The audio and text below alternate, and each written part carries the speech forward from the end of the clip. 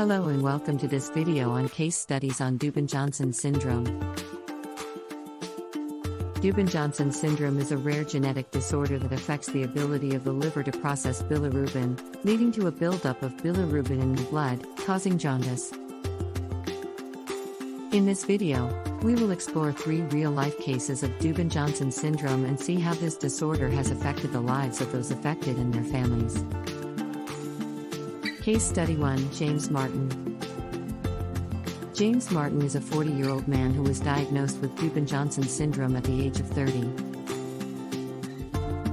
James has a mild form of the disorder and his symptoms are managed through medication and regular monitoring by his healthcare provider. According to medical literature, such as Harrison's Principles of Internal Medicine, people with dubin-Johnson syndrome often have normal liver function tests and do not require any special treatment. James says that he was initially worried about his diagnosis but was relieved to learn that his form of the disorder is manageable and does not significantly impact his daily life. Case Study 2. Emily Davis. Emily Davis is a 35-year-old woman who was diagnosed with dubin-Johnson syndrome at the age of 25. Emily has a more severe form of the disorder and experiences episodes of jaundice and abdominal pain. According to medical literature,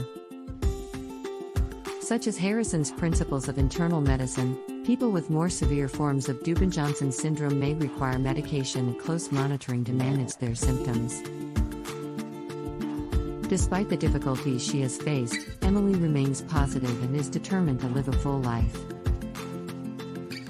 She says, "I may have dubin-Johnson syndrome, but I won't let it define me."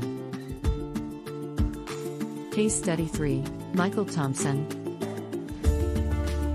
Michael Thompson is a 30-year-old man who was diagnosed with dubin-Johnson syndrome at the age of 20.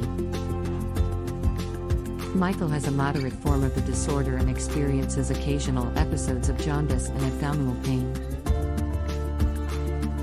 According to medical literature, such as Harrison's Principles of Internal Medicine,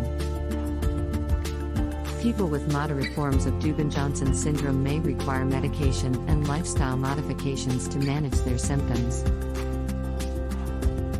Michael says that he has learned to live with his condition and is grateful for the support of his family and healthcare provider.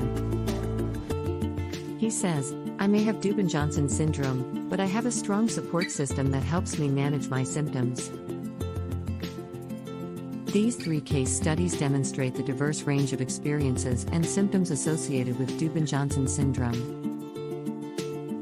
It is important to note that every case of dubin-Johnson syndrome is unique and the management of symptoms may vary from person to person. Thanks for watching. I hope you have a better understanding of dubin-Johnson syndrome. If you have any questions or comments, please leave them in the section below.